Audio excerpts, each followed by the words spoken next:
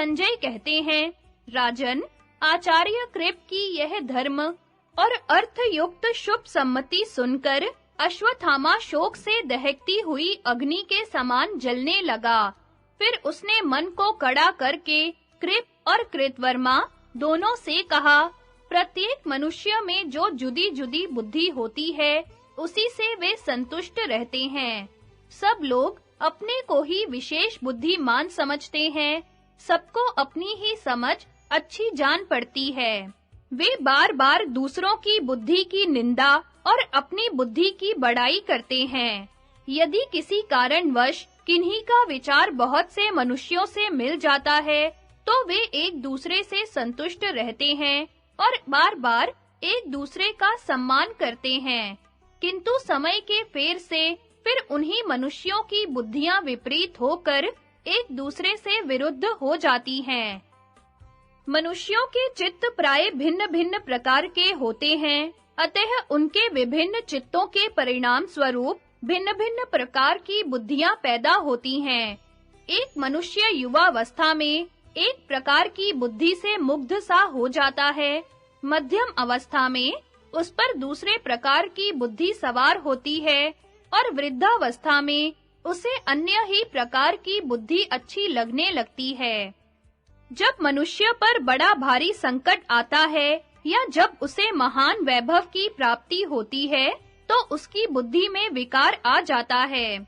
इस प्रकार एक ही मनुष्य में समय-समय पर भिन्न-भिन्न बुद्धियां होती रहती हैं और उस समय उसको अपनी पहली बुद्धि अरुचिकर हो जाती है। किंतु जो मनुष्य अपनी बुद्धि के अनुसार निश्चय करके जिस बात को अच्छी समझता है, वैसा ही अपना भाव बना लेता है, उसी की बुद्धि उद्योग में सहायक होती है। सब लोग अपनी ही बुद्धि और समझ का आश्रय लेकर तरह-तरह की चेष्टाएं करते हैं और उन्हीं में अपना हित मानते हैं। आज आपत्तियों में पड़कर मुझे जो बुद्धि पैदा हुई है, वह मैं आपको सुनाता हूँ। इससे अवश्य ही मेरे शोक का नाश हो जाएगा। प्रजापति प्रजाओं को उत्पन्न करके उनके लिए कर्म का विधान करता है और प्रत्येक वर्ण को एक-एक विशेष गुण देता है। वह ब्राह्मण को सर्वोत्तम वेद विद्या, क्षत्रिय को उत्तम तेज, वैश्य को व्यापार कौशल और शूद्र को समस्त वर्णों के अनुकूल रहने की योग्यता देता है। संयमहीन ब्राह्मण बुरा है, तेजोहीन क्षत्रिय निकम्मा है, अकुशल वैश्य निंदनीय है और अन्य वर्णों के प्रतिकूल आचरण करने वाला शूद्र अधम है। मैं तो ब्राह्मणों के अत्यंत पूजनीय उत्तम कुल में उत्पन्न हुआ हूँ। मंद भाग्य होने से ही इस क्षात्र धर्म का अनुष्ठान कर रहा हूँ। यदि क्षात्र धर्म को जानकर भी मैं ब्राह्मणत्व की ओट लेकर इस महान कर्म को न करूं, तो मेरा यह आचरण सत्पुरुषों को अच्छा नहीं लगेगा। मैं रण क्षेत्र में दिव्य धनुष और दिव्य शस्त्र धारण करता हूँ। ऐसी स्थिति में पिताजी को युद्ध में मारा गया देखकर अब मैं किस मुंह से सभा में बोलूंगा। अतः आज मैं क्षात्र धर्म का आश्रय लेकर अपने पिता और राजा दुर्योधन के ही मार्ग का अनुसरण करूंगा। आज विजय श्री से दैदीप्यमान पांचाल वीर बड़े हर्ष से कवच उतारकर बेखटके सो रहे होंगे। अतः आज रात्रि में उन सोते हुओं पर मैं ही धावा करूंगा और नींद में बेहोश पड़े हुए उन शत्रुओं को शिविर के भीतर ही तहस-नहस कर डालूंगा। दुर्योधन, कर्ण, भीष्म और जयद्रथ ने जो दुर्गम मार्ग पकड़ा है, उसी से आज मैं पांचालों को भी भेजकर छोड़ूंगा। आज रात्रि में ही मैं पशु के समान बलात् पांचाल राज धृष्टद्युम्न का सिर कुचल डालूंगा। आज रात्रि में ही मैं अपनी तीखी तलवार से सोए हुए पांचाल और पांडव वीरों के सिर उड़ा दूंगा तथा आज रात्रि में ही मैं सोई हुई पांचाल सेना को नष्ट करके सुखी और सफल मनोरथ होऊंगा। कृपाचार्य बोले, भैया, तुम अपनी टेक से टलने वाले नहीं हो। आज पांडवों से बदला लेने के लिए तुम्हारा ऐसा विचार हुआ है, सो ठीक ही है। कल सवेरा होने पर हम दोनों भी तुम्हारे साथ चलेंगे। आज तुम बहुत देर तक जगते रहे हो, इसलिए आज की रात तो सो लो। इससे तुम्हें कुछ विश्राम मिल जाएगा, तुम्हारी नींद पूरी हो जाएगी और तुम्हारा चित्त भी ठिकाने पर आ जाएगा।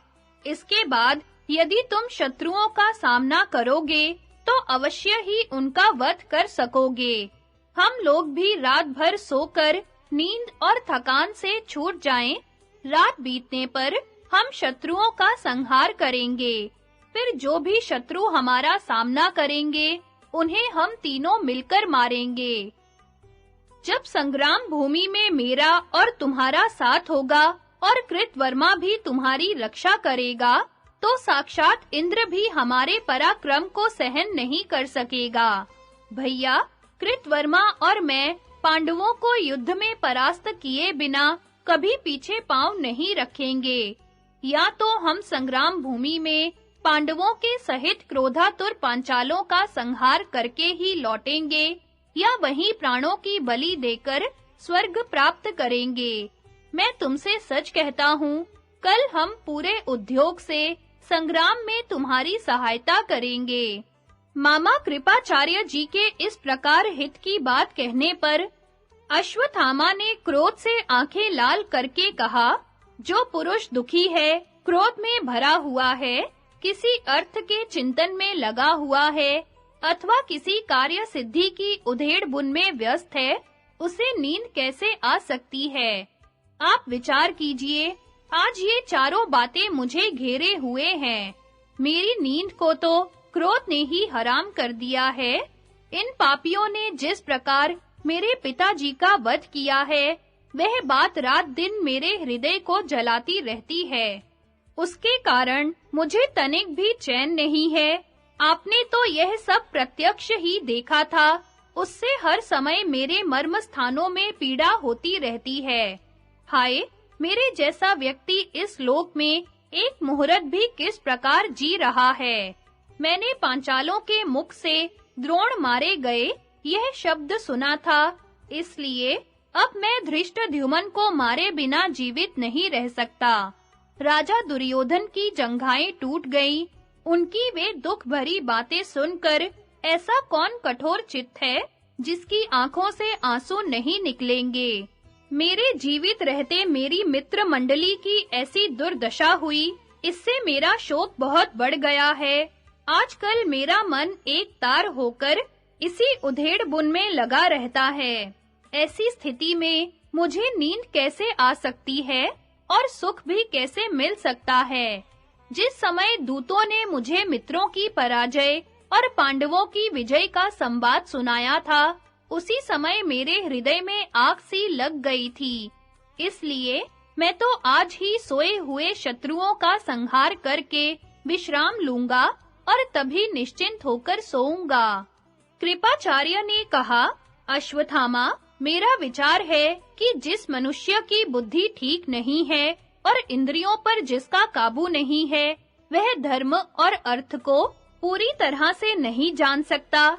इसी प्रकार मेधावी होने पर भी जिसने विनय नहीं सीखी, वह भी धर्म और अर्थ का निर्णय कुछ नहीं समझ सकता। मूर्ख योद्धा बहुत समय तक पंडितों की सेवा में रहने पर भी धर्म का रहस्य नहीं जान सकता। जिस प्रकार करछी दाल का स्वाद नहीं चख सकती, किंतु जैसे जीभ दाल का स्वाद तुरंत जान लेती है, वैसे ही बुद्धिमान पुरुष एक मुहूर्त भी पंडितों के पास रहकर तत्काल धर्म को पहचान लेता है। जो पुरुष धर्म श्रवण की इच्छा वाला, बुद्धिमान और संयतेंद्रिय होता है, वह सब शास्त्रों को समझ लेता है। परंतु जो दुरात्मा और पापी मनुष्य बतलाए हुए अच्छे काम को छोड़कर दुख रूप फल देने वाले कर्मों को किया करता है, उसे किसी प्रकार उस कर्म से नहीं रोका जा सकता। जो सनात होता है, उसको सुहृद गण ऐसे कर्म करने से रोका करते हैं, पर उसके प्रारब्ध में यदि सुख मिलना होता है, तो वह उस कर्म से रुक जाता है, नहीं तो नहीं। जिस प्रकार विक्षिप्त चित्त पुरुष को भला बुरा कहकर काबू में किया जाता है, उसी प्रकार सुहृद गण भी समझा बुझाकर और डांट डपट कर उसे वश में कर सकते हैं, नहीं तो वह वश में नहीं आ सकता और उसे दुख ही उठाना पड़ता है। तात, तुम भी मन को काबू में करके उसे कल्याण साधन में लगाओ और मेरी बात मानो, जिससे कि तुम्हें पश्चाताप न करना पड़े।